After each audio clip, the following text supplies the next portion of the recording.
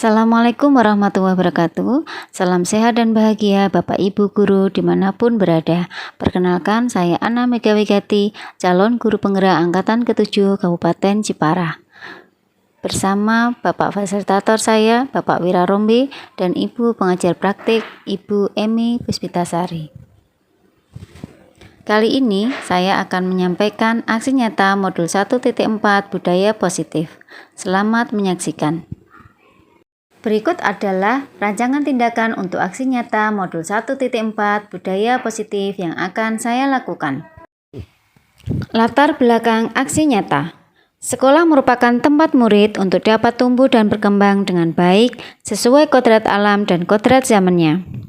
Guru bersama warga sekolah bertanggung jawab menciptakan suatu lingkungan yang positif, yang saling mendukung, saling belajar, dan saling bekerja sama sehingga tercipta kebiasaan-kebiasaan baik.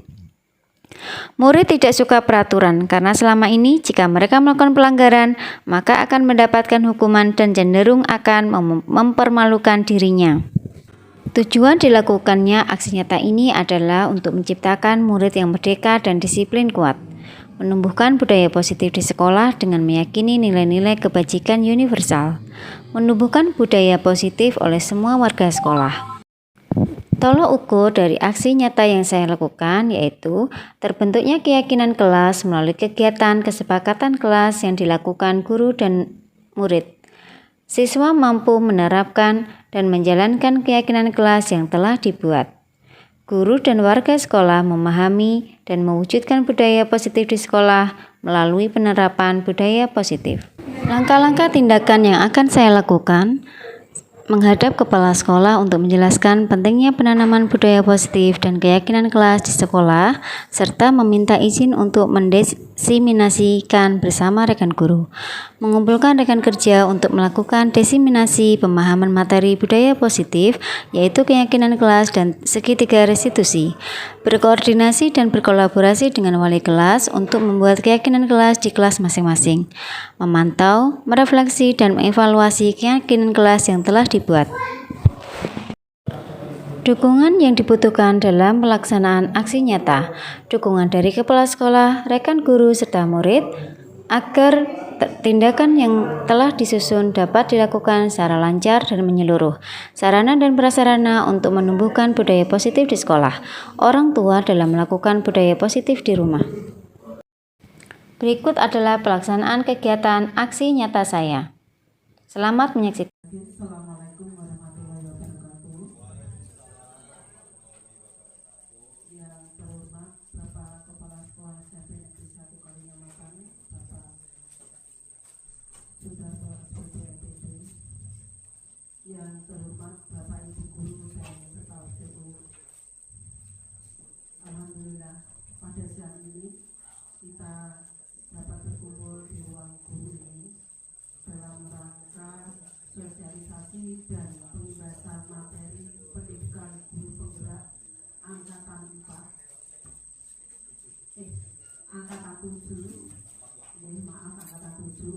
dengan materi modul 1.4 tentang budaya positif.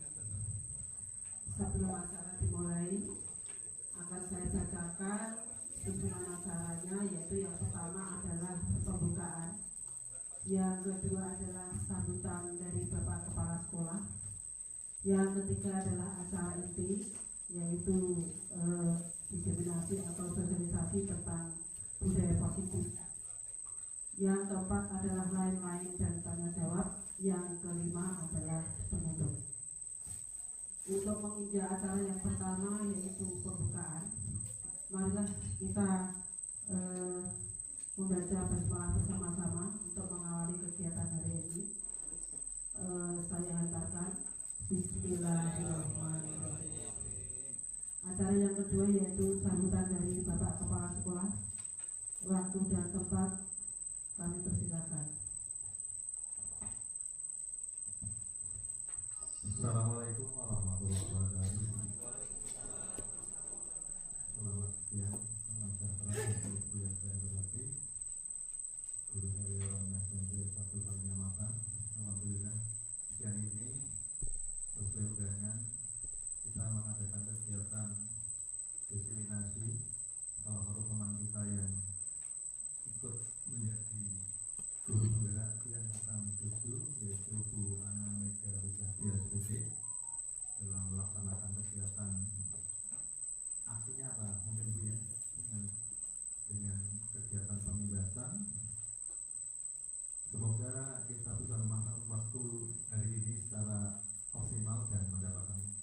hasil baik ilmu maupun berkah yang lain.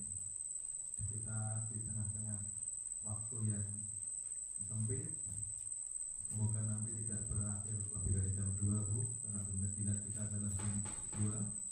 Nanti sudah kita sedikit mengurangi jam siswa untuk pulang, tetapi kita manfaatkan untuk hal yang baik, yaitu salah satu kegiatan kita adalah selalu belajar dan bergerak. Bu Ana bergerak dan menggerakkan. Lalu seperti itu tergerak melihat hal yang baik yang perlu kita ikuti, terus di langkah berikutnya bergerak memang beraksi mengikuti kegiatan itu. Dan ini kepengen menggerakkan dengan cara melibatkan kepada teman-teman yang lain. Apapun itu, apakah tentang konsep belajar, sampai nanti kalau pada takarannya dengan model pembelajaran atau bentuk-bentuk belajar yang lain, monggo tidak apa-apa. Ini temanya adalah untuk pengembangan budaya positif, terapan budaya positif. Hampir sama dengan anak kita yang tahap pertama, budaya positif. Semoga kita nanti bisa diikuti oleh teman yang lain di angkatan 41, di angkatan 7 Bu Ana, mungkin angkatan-angkatan yang lain, nanti angkatan laut, angkatan udara, angkatan darat di belakangnya masih ada menyusul. Saya yakin ada yang menyusul walaupun entah kapan di periode yang berapa. Saya juga berusaha menulis tapi tidak bisa optimal. Salah satu bentuk aksi nyata saya adalah seperti ini, memberikan kesempatan pada teman untuk berdesiminasi. Juga kami melihat videonya juga sudah. Semoga tetap kita bisa selalu mendukung teman kita yang sudah berupaya baik. Kita dukung, kita beri bantuan moral untuk nanti kalau kita bisa ikut terbawa yang digerakkan tadi oleh teman kita yang dua. Hanya itu, saya tidak nambahi sambungan yang lain. Nanti kalau yang lain adalah yang tidak direkam. Kalau yang direkam adalah yang masalah desiminasi, insya Allah hanya berdesiminasi. Selamat berdesiminasi untuk Bu Ana, Bu Santo. Semoga kita mendapatkan hasil yang baik. Terima kasih. Hanya itu. Assalamualaikum warahmatullahi wabarakatuh. Waalaikumsalam warahmatullahi wabarakatuh. Terima kasih Bapak Kepala Sekolah yang sudah memberi motivasi pada kami berdua. Semoga nanti yang lainnya menyusul untuk PGP angkatan 9 dan 10. Acara yang ketiga yaitu acara inti, yaitu desiminasi atau sosialisasi dan pengembangan materi pendidikan guru penggerak, yaitu pada materi modul 1.4 tentang budaya positif oleh Ibu Ana Megawati SPD. Waktu dan tempat kami persilakan.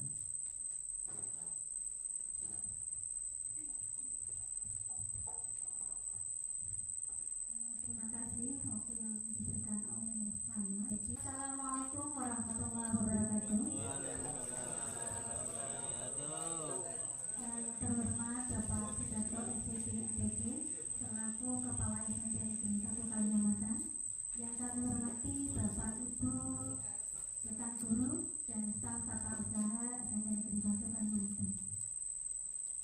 Pertama-tama marilah kita panjatkan puji syukur kehadirat Allah SWT atas limpahan rahmat dan hidayahnya kepada kita, sehingga hari ini kita bisa berkumpul di sini untuk melaksanakan kegiatan penyebaran pemahaman dan pengalaman budaya positif di SMP kita tercinta. Sebelum saya mulai, saya ingin mengucapkan selamat datang Bapak Ibu Guru Muda. Selamat bergabung dengan kami. Saya ucapkan terima kasih sudah meluangkan waktu, sudah meluangkan tenaga, belajar bersama, berkolaborasi, kita saling mendukung untuk mewujudkan budaya positif di sekolah kita. Pada kesempatan kali ini, saya ingin berbagi apa yang sudah saya dapatkan dari pendidikan guru penggerak angkatan 7 Kabupaten Jepara. modul budaya positif ini Bapak Ibu ada beberapa yang harus kita jalani. Yang pertama yaitu perubahan paradigma belajar, disiplin positif, motivasi perilaku manusia, kebutuhan dasar manusia, posisi kontrol restitusi, keyakinan kelas dan segitiga restitusi. Sebelum saya mulai untuk perubahan paradigma belajar, saya mohon bantuan teman Bu Dita, mungkin bisa maju ke depan. Siapa lagi? Bu Rizka. Monggo, Bu Dita sama Bu Rizka. Jadi Allah untuk teman kita berdua. Di sini saya ingin mengajak Bu Dita dan Bu Rizka untuk mensimulasi. Monggo. Bu Dita silakan untuk mengepalkan atau mengepalkan tangan. Ya, seperti ini. Untuk Bu Dita, ya. Bayangkan bahwa apa yang di kepala Bu Dita itu sesuatu yang sangat berharga. Sangat berharga dan jangan sampai itu lepas dari genggaman. Untuk Bu Rizka di sini mencoba untuk memiliki apa yang dipunyai oleh Bu Dita dengan sekuat tenaga Bu. Boleh dikit-dikit, boleh mengintimidasi, boleh menyuap dengan uang juga boleh, monggo. Iya, sampai Bu Dita mau membuka kepalan tangannya Bu. Iya. Mau apa Bu? Ayo.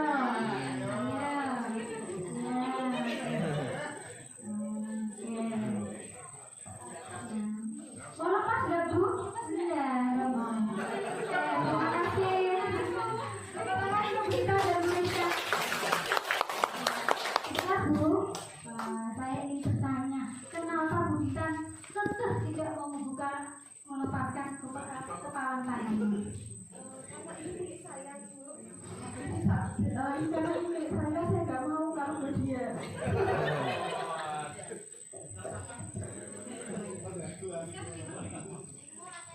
Kenapa tidak mau dilepaskan Bu? Ini milik saya Bu, bukan milik dia. Saya mau, saya mau Bu. Terima kasih Ibu yang cantik dan kreatif. Silakan kembali ke tempat.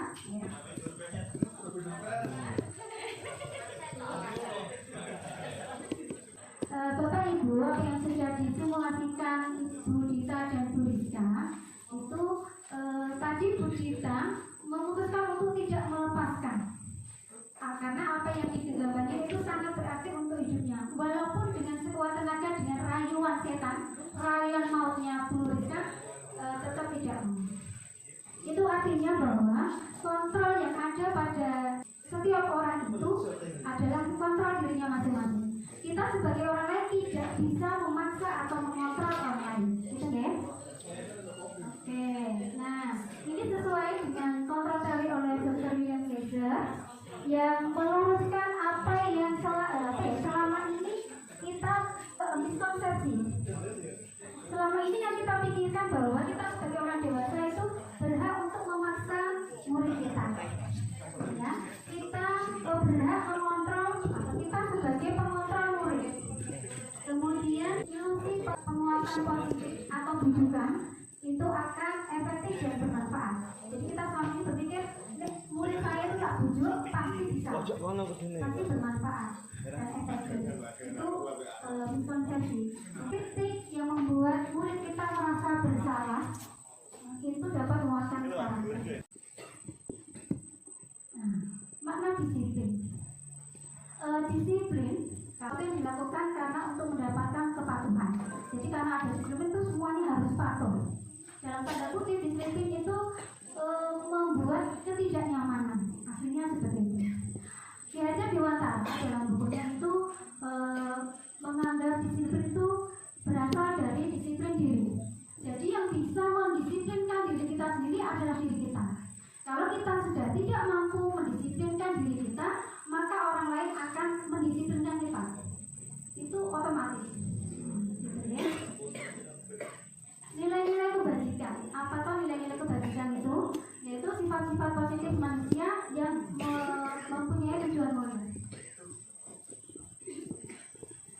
Dengan mengaitkan nilai-nilai kebajikan yang diyakini seseorang, maka motivasi intrinsiknya terbangun sehingga menggerakkan motivasi dalam diri untuk mencapai tujuan tertentu. Nilai-nilai kita sebagai lembaga pendidikan itu kita sudah memiliki nilai-nilai kebajikan yang kita yakini dan kita laksanakan seperti kalimat kemarin, yaitu profil pelajar Pancasila. Apa saja dimensinya? Bapak Ibu pasti sudah mengetahui. Yang satu, beriman bertakwa kepada Tuhan Yang Maha Esa dan berakhlak mulia, mandiri, bernalar kritis, berkebinekaan global, bergotong royong, dan kreatif. Nah, bagaimana untuk menerapkan tujuan kita tersebut? Maka kita sebagai guru, yaitu sebagai pembelajar, pemimpin pembelajaran harus berjiwa kepemimpinan. Kenapa?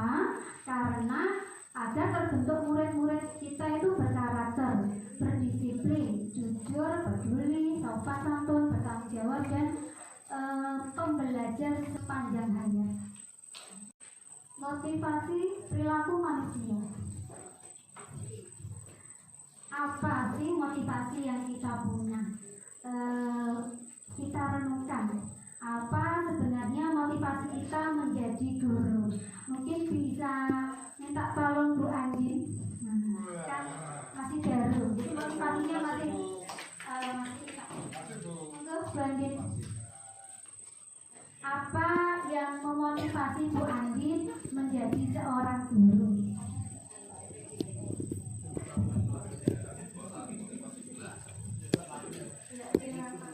Terima kasih untuk kesempatan yang diberikan oleh Bu Anya untuk motivasi saya menjadi guru, karena yang pertama karena dari orang tua saya guru, jadi saya diarahkan untuk menjadi guru mengikuti jejak orang tua saya. Kemudian guru tugasnya adalah mendidik anak. Terima kasih Bu Andi. Jadi Bu Andi itu termotivasi menjadi guru karena bapaknya guru gitu ya awalnya. Mungkin kita coba bertanya kepada senior kita, Bapak Suherman, apa yang mendasari Bapak Suherman puluhan tahun yang lalu menjadi guru?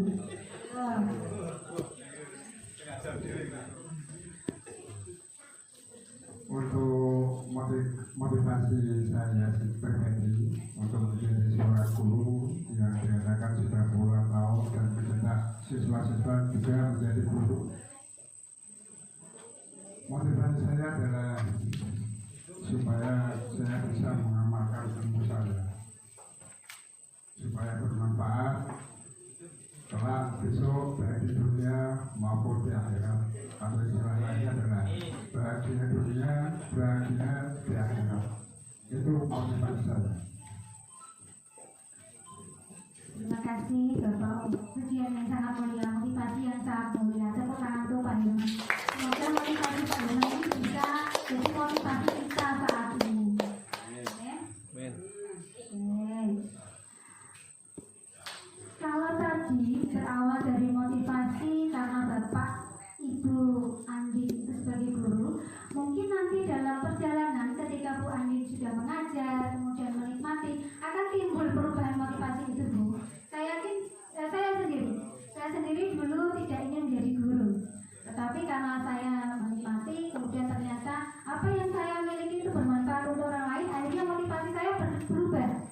Saya ingin mencetak anak-anak saya, anak didik saya menjadi lebih baik dari saya, berguna untuk orang. Sebenarnya Bapak Ibu, motivasi yang ada pada diri kita itu digolongkan menjadi 3. Jadi kita ketika melakukan sesuatu, misalnya disiplin diri, itu ada 3 motivasi. Yang pertama karena untuk menghindari hukuman. Mungkin bosan? Oke, ya. Orang yang atau kita yang mempunyai motivasi ini, maka akan berpikir apa yang akan terjadi jika saya tidak melakukan ini, melakukan itu. Nah, ini termasuk motivasi dari luar.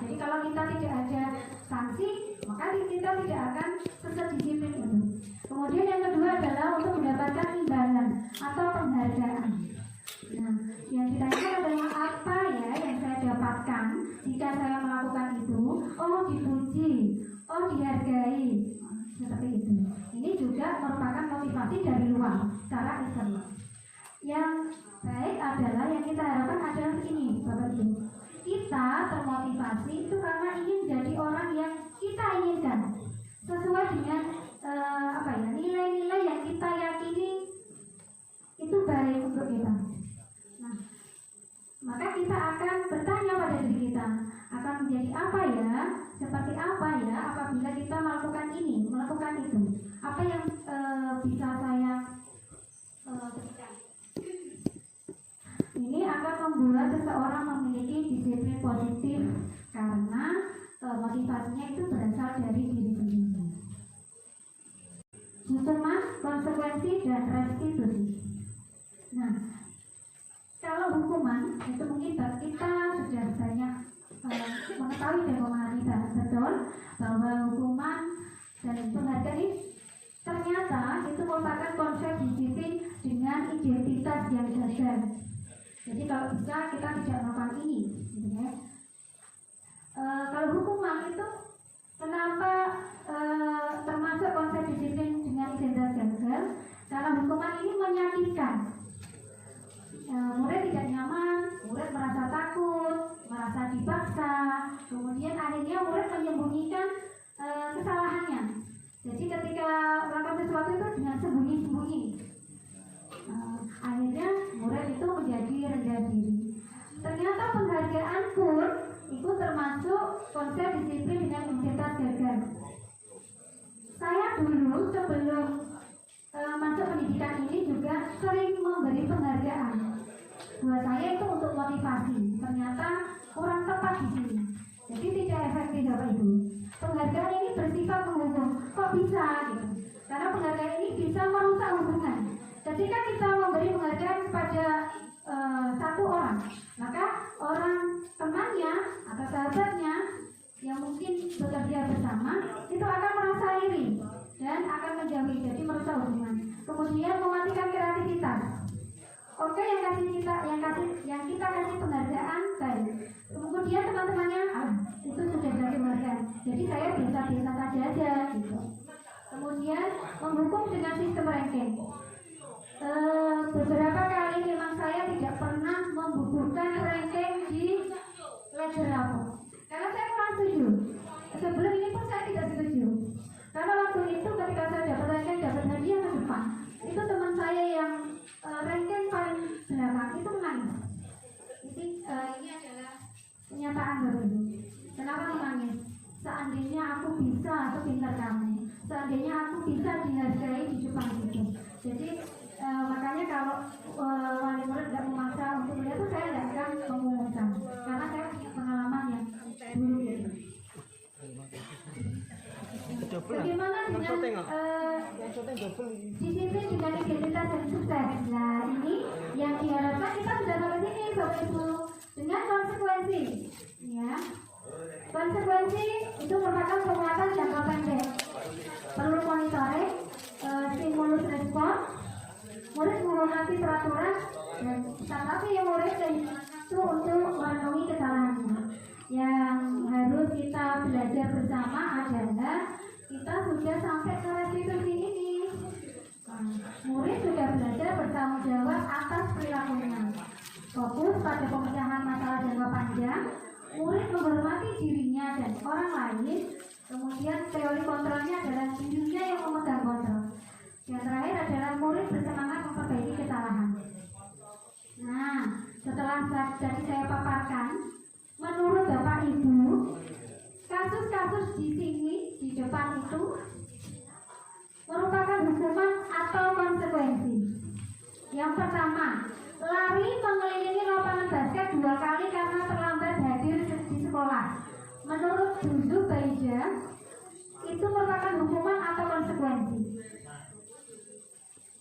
Hukuman. Menurut Bu Zubaida, hukuman. Bapak Ibu setuju? Ya. Yang kedua, menggantikan kertas tugas teman yang telah dicoret-coret. Konsekuensi apa hukuman? Konsekuensi, baik. Murid diminta bertelanjang kaki sepanjang hari karena tidak menggunakan sepatu warna hitam sesuai peraturan sekolah. Hukuman apa enggak? Hukuman. Dan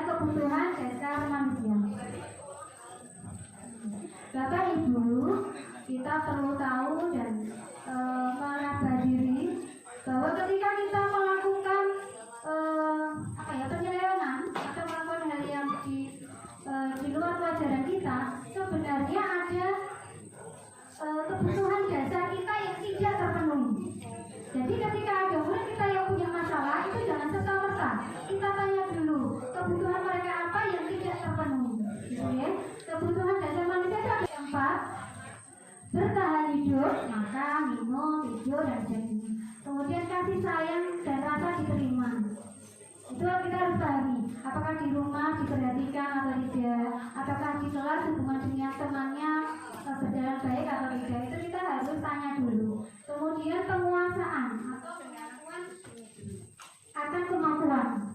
Biasanya kita berpikir anak yang pintar itu pasti bisa, tetapi yang tidak pintar tidak bisa, belum tentu. Oke, kadang anak yang diam tidak aktif itu malah lebih baik. Jadi kita harus bertanya itu. Kemudian yang berikutnya adalah kebebasan, yaitu rasa bahagia. Posisi kontrol restitusi. Sebenarnya restitusi itu apa? Yaitu proses menciptakan kondisi bagi murid untuk memperbaiki kesalahannya sehingga mereka bisa kembali ke kelompoknya, ke teman-temannya dengan karakter yang lebih baik. Ini dari dosen Al-Quran. Ciri-cirinya adalah restitusi itu bukan menebus kesalahan, namun belajar dari kesalahan, menuntun untuk kembali ke dalam diri, mencari kebutuhan dasar apa yang tidak terpenuhi, memperbaiki hubungan, kemudian tawaran bukan paksaan, fokus pada karakter bukan tindakan, dan menguatkan fokus pada solusi. Ini Bapak Ibu perbedaan contoh kasus. Jika kita menemukan siswa yang sering tidak mengerjakan PR, ini saya kasih contoh yang sering kita temui.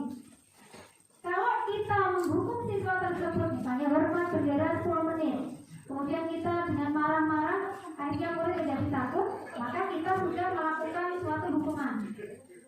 Nah, jika kita memberikan konsekuensi untuk misalnya PR-nya dikerjakan nanti setelah istirahat atau dikerjakan 3 kali.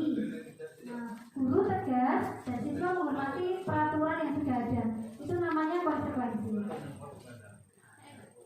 Yang diharapkan adalah ini Bapak Ibu guru, kita menyelesaikannya dengan restitusi.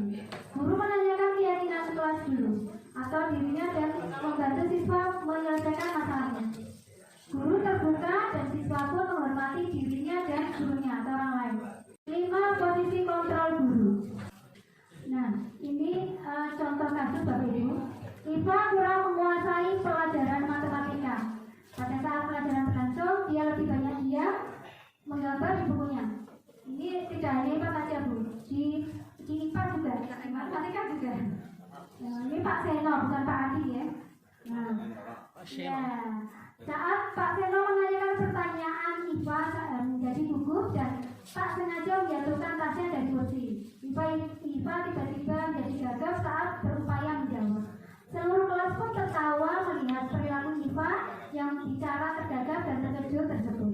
Pak Seno saat itu membiarkan teman-teman IPA mempermalukan IPA serta meminta IPA maju berdiri di depan kelas sambil menunjuk ibunya karena tidak menjawab. Kelas makin gaduh dan anak-anak pun tertawa melihat IPA di depan kelas. Mari kita renungkan Bapak Ibu. Bapak Ibu setuju tidak apa yang dilakukan Pak Seno ini? Membiarkan teman-teman IPA menertawakan IPA, kemudian beliau ke depan dengan memegang hidungnya. Bapak Ibu setuju? Tidak setuju. Tidak, Bapak Ibu berarti berhati mulia. Kemudian, ya, tindakan Pak Seno ini termasuk hukuman atau konsekuensi?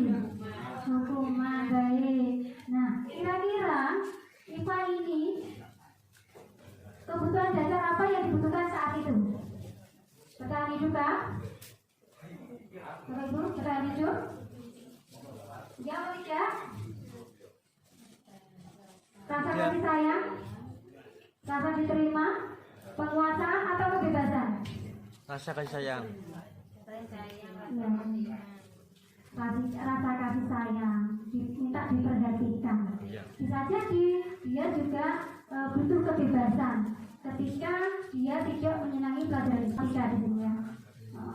Kemudian menurut Bapak Ibu, posisi kontrol apa yang diambil Pak Seno ini?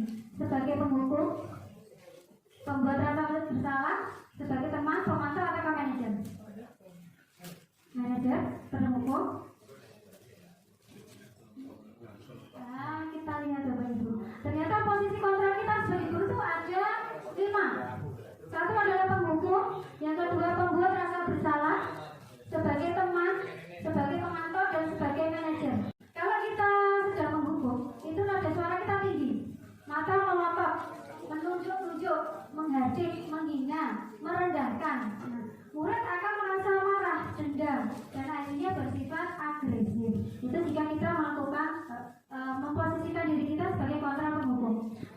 membuat rasa bersalah. Biasanya nada suara kita agak melas, halus, merapat pada anak. Murid akan merasa bersalah, tetapi emosinya tertanam, Bapak Ibu. Nanti suatu saat jika tidak terbendung, maka dia pun akan agresif, akan meletus emosinya. Nah, posisi sebagai teman, ramah, akrab, bercanda, senyum-senyumkan dengan muridnya. Murid pada saat itu akan merasa senang dan akrab dengan guru. Tetapi Bapak Ibu perlu diingat bahwa ketika Bapak Ibu tidak berada di sampingnya, karena murid itu sudah ketergantungan, maka dia akan indisiplin, kembali tidak disiplin. Karena dia melakukan sesuatu hanya untuk gurunya itu saja. Jadi tidak berlaku untuk guru yang lain. Jika kita memposisikan diri kita sebagai pemantau, maka nada suara kita datar, bahasa tubuh formal.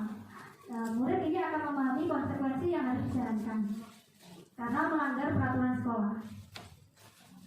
Tetapi lama-kelamaan murid ini juga tidak merasa tidak nyaman ketika melakukan konsekuensi.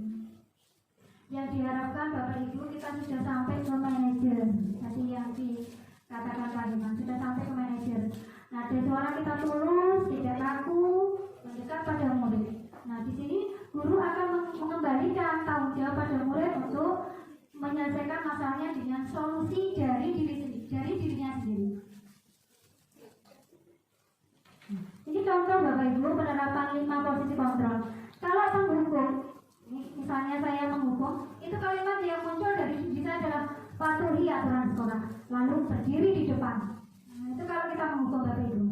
Kalau posisi kita sebagai pembuat rasa bersalah, berapa kali Bu Guru harus memberitahu kamu, Bu Guru kecewa sama kamu. Jadi anak itu merasa bersalah. Kemudian kalau posisi kita sebagai teman, ayolah yang tertib buat Bu Guru bangga kali ini. Ini tidak apa-apa kamu bersalah.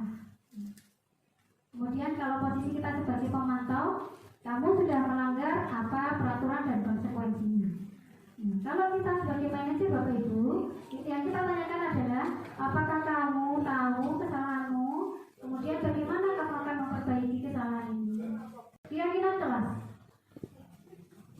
Mengapa keyakinan kelas Bapak Ibu, bukan peraturan kelas? Ya. Mengapa? Ada yang mau berpendapat? Mengapa keyakinan kelas, tidak peraturan kelas? Ada yang ingin berpendapat? Saya boleh. Saya boleh. Oh, boleh. Kenapa keyakinan kelas, bukan peraturan kelas? Terima kasih mencoba dari apa tingkatan yang sudah pernah kita sampaikan di dalam kehidupan, mulai dari menghukum dan sampai dengan yang manajer tadi. Bu Ana mengaturkan keyakinan kelas dengan peraturan kelas. Hanya bahasanya berbeda, tapi kita awam maknanya atau tujuannya beda. Mungkin kalau peraturan itu dibuat dari atas, yang sudah ada petunjuknya, entah siapa yang membuat, komunitas yang ada di sana, murid yang ada di kelas itu tidak tahu ujung-ujungnya dia menerima aturan itu. Kalau saya pahami seperti itu. Beda dengan keyakinan kelas. Kalau keyakinan kelas mungkin itu apapun bentuknya, peraturan, norma apapun yang ada di sana yang akan diterapkan itu sudah merupakan konsekuensi bersama, kesepakatan bersama yang dibentuk dan mungkin sudah disosialisasikan, sudah dibentuk sebelumnya bahwa di sana ada kesepakatan atau seperti keyakinan. Mungkin datanya di situ keyakinan, tapi kalau saya memakai istilahnya mungkin lebih dekat dengan kesepakatan. Jadi mungkin kalau keyakinan itu mungkin sudah melalui proses, ada deal di depan, ada sosialisasi, bahkan perumusan apa yang menjadi aturan itu sudah dibuat secara bersama. Begitu banyak mungkin yang bisa saya sampaikan. Terima kasih, mohon maaf kalau salah, silahkan diluruskan. Ya, terima kasih Bapak Widarto. Tepat sekali Pak. Jadi kalau peraturan kelas itu dibuat oleh satu pihak. Jadi kalau di peraturan berarti guru yang membuat atau sekolah yang membuat. Jadi murid itu mau nggak mau ya sudah itu dilakukan. Tetapi kalau keyakinan kelas itu kita buat anak-anak yang jadi murid sendiri yang mempunyai keyakinan untuk diterapkan di kelasnya. Jadi tanpa ada paksaan. Ya. Seseorang akan lebih tergerak dan bersemangat ketika melakukan apa yang diyakini tanpa paksaan, dibanding dengan peraturan yang mungkin dia tidak mengetahui tujuan mulia dari dibuatnya peraturan itu. Jadi dia melakukan peraturan itu hanya ada rasa takut gitu. Bagaimana pembentukan keyakinan kelas, yaitu lebih abstrak dari peraturan, jadi bersifat umum ya.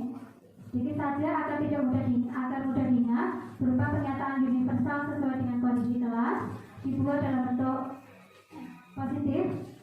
Semua warga kelas dilibatkan saat membuat keyakinan kelas. Segitiga restitusi. Ini Bapak Ibu yang perlu kita pahami ketika kita menghadapi siswa yang bermasalah. Kita langkah-langkahnya adalah menstabilkan identitas, validasi tindakan yang salah, dan menanyakan keyakinan. Langkah-langkahnya adalah seperti ini. Menstabilkan identitas dengan kita bertanya gini, awalnya gini, ketika murid kita itu melakukan kesalahan, itu pasti berdasarkan karena dia emosi. Jadi kita harus meredam emosinya dulu dengan menstabilkan identitas. Dengan kata-kata seperti ini Bapak Ibu, membuat salah itu tidak apa-apa, tidak ada manusia yang sempurna. Bapak Ibu juga pernah melakukan kesalahan seperti itu. Nah, kan jadi anak itu emosinya yang mudah-mudah tuh turun, gitu ya. Ibu tidak tertarik dengan siapa yang salah, tidak mencari siapa yang salah, tetapi kita akan mencari solusi bersama. Kemudian validasi tindakan. Kamu pasti punya alasan kan mengapa melakukan hal itu? Coba ceritakan ke ibu, seperti itu. Kamu boleh mempertahankan sikap itu, tapi kamu harus menambahkan sikap yang lebih baik lagi. Yang terakhir adalah menanyakan keyakinan. Apa yang kita percaya sebagai kelas atau keluarga? Kamu mau jadi seperti apa? Itu untuk menanyakan keyakinan. Bapak Ibu, ini adalah pengalaman saya membuat keyakinan kelas di kelas.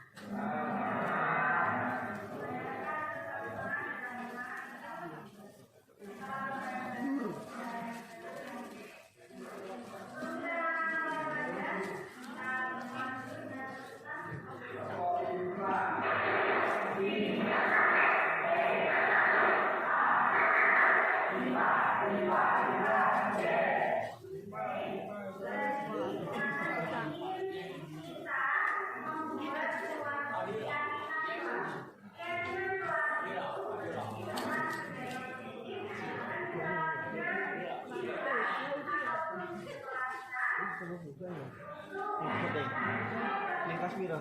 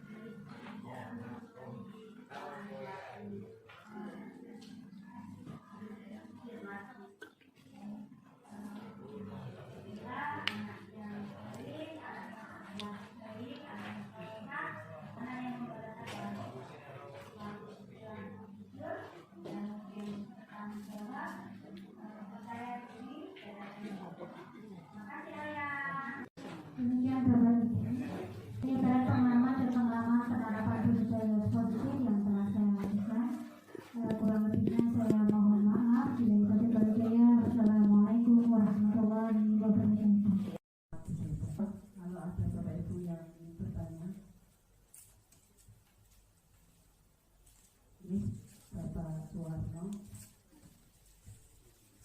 Assalamualaikum warahmatullahi wabarakatuh. Terima kasih atas kesempatan yang diberikan kepada saya. Menarik apa yang disampaikan oleh Bu Rana. Tadi Bu Rana memaparkan tentang konsep disiplin identitas yang gagal. Di antaranya adalah penghargaan dianggap gagal. Dan sifat iri tergantung pada kita dalam memberikan pemahaman kepada siswa. Jadi saya kira pendapat ini kok kurang, mohon maaf, menurut saya kurang pas. Karena menimbulkan sifat kreatif untuk belajar. Dan saya belajar pun setiap hari dan tidak di rumah, Bu. Di bawah frame sambil gelar losong. Benar, kenapa? Karena kalau di rumah diganggu tangga saya. Sinau terus terjadi apa gue. Akhirnya saya melarikan diri di bawah pohon bambu sambil belajar. Artinya kreatif agar bisa seperti yang seperti itu. Jadi saya kira pendapat ini kok maaf saya agak mengganjil benar nih. Justru penghargaan itu bisa memotivasi anak untuk menjadi lebih baik dan lebih pintar. Kalau contoh ini itu bisa kita memberikan pemahaman yang benar kepada anak. Demikian, terima kasih. Assalamualaikum warahmatullahi wabarakatuh. Waalaikumsalam. Terima kasih Bapak atas pertanyaan ini. Tidak Bapak saja. Dulu ketika saya belum mengikuti pendidikan guru penggerak ini, saya juga andil dalam penghargaan. Saya juga korban dari penghargaan juga. Sampai sekarang kemarin saya dapat WA, Bu, buku yang berikan ke saya, buku rumus-rumus, saya pakai sekarang, sampai sekarang karena saya jadi guru matematika. Waktu itu saya berikan karena dia bisa menyelesaikan soal matematika yang saya berikan. Selepas dari itu Bapak Ibu, saya juga tidak sependapat waktu itu. Tetapi saya setelah belajar di sini itu saya memahami, oke lah ketika kita memberi pengarahan untuk anak-anak kita yang tidak kita beri penghargaan, itu selalu ini untuk motivasi loh ya. Kalian harus termotivasi dengan teman kita yang di depan. Kalau teman kita mampu, kita juga harus mampu. Jadi tergantung kita ingin atau tidak. Oh ingin Bu. Itu yang selama ini saya lakukan, saya terapkan dan saya pahami. Oh ternyata ketika saya memberi penghargaan itu mereka termotivasi. Tetapi kita kembali lagi, motivasi itu ternyata berasal dari saya, dari luar. Itu tidak termotivasi dari dalam. Ketika motivasi itu dari luar, maka tidak akan bertahan lama. Yang kedua, saya di sini juga belajar posisi kontrol.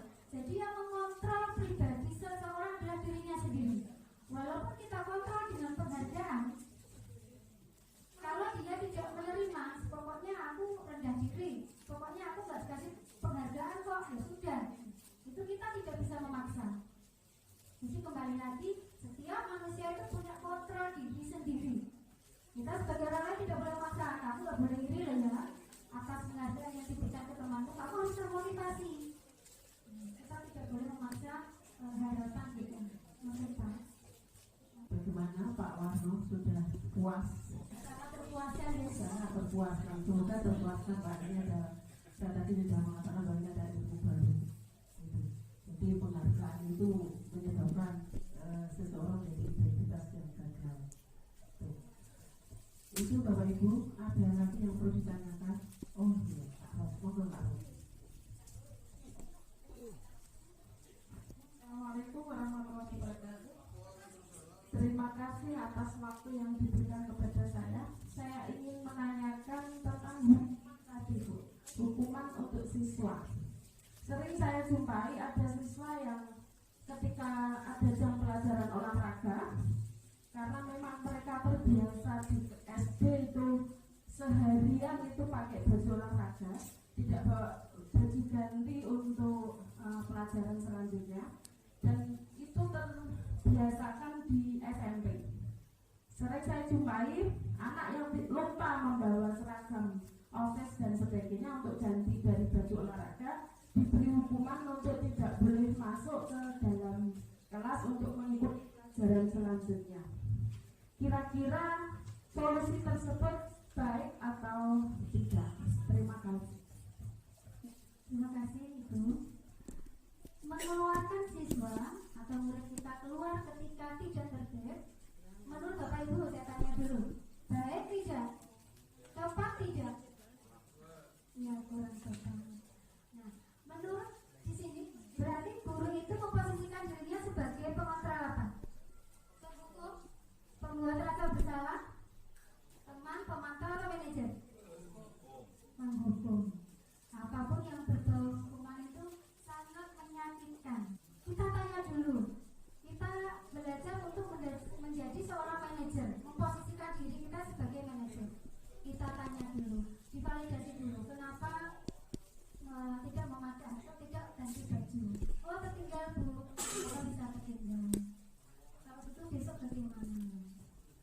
Kemudian sebenarnya kita memberikan hukuman itu kalau secara fisik kita bisa misalnya kamu tetap di dalam mengikuti pelajaran, kemudian beri tugas tambahan yang berhubungan dengan materi yang diajarkan.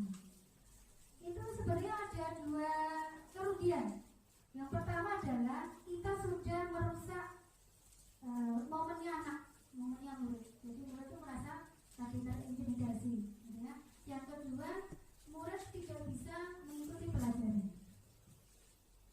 Jadi kita beri kesempatan, kita melakukan itu dengan tahap-tahap restitusi yang sudah saya jelaskan. Maka berhasil. Terima kasih, itu jawabannya sudah konsentrasi. Terima kasih Bapak Ibu. Ada lagi?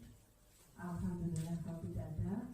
Untuk acara hari ini tentang pembahasan atau diseminasi materi 1.4 tentang budaya positif, aksi nyata dari Ibu Ana Megawati SPD sudah cukup. Untuk acara yang kelima yaitu acara penutup, mari kita hendaklah bersama-sama untuk mengakhiri kegiatan diseminasi hari ini. Mari kita ambil dasar. Alhamdulillah. Demikianlah acara diseminasi oleh Ibu Ana Megawati tentang materi 1.4 yaitu budaya positif. Semoga dengan materi ini kita menjadi bertambah wawasan dan semoga menjadi motivasi Bapak Ibu guru untuk mengikuti pendidikan guru penggerak di angkatan selanjutnya, yaitu masih ada angkatan 9 dan 10. Terima kasih Bapak Ibu. Saya akhiri. Assalamualaikum warahmatullahi wabarakatuh. Assalamualaikum warahmatullahi wabarakatuh. Selamat pagi. Menarik apa yang disampaikan oleh Bu Ana berkaitan dengan budaya positif. Beliau adalah calon guru penggerak angkatan 7. Begitu tertarik dan kami juga siap untuk menerapkan di kelas kami masing-masing. Demikian, terima kasih. Assalamualaikum warahmatullahi wabarakatuh. Assalamualaikum warahmatullahi wabarakatuh. Perkenalkan, nama saya Lailatul Sania, saya dari kelas 8B. Hari ini saya dan teman-teman saya telah membuat keyakinan kelas bersama Bu Ana. Setelah membuat keyakinan kelas, saya akan melaksanakan apa yang menjadi keyakinan kelas saya agar kelas saya menjadi nyaman, tentram, dan bahagia. Sekian, terima kasih. Wassalamualaikum warahmatullahi wabarakatuh. Demikianlah Bapak Ibu aksi nyata saya modul 1.4 budaya positif. Terima kasih. Wassalamualaikum warahmatullahi wabarakatuh. Salam guru penggerak, tergerak, bergerak, menggerakkan.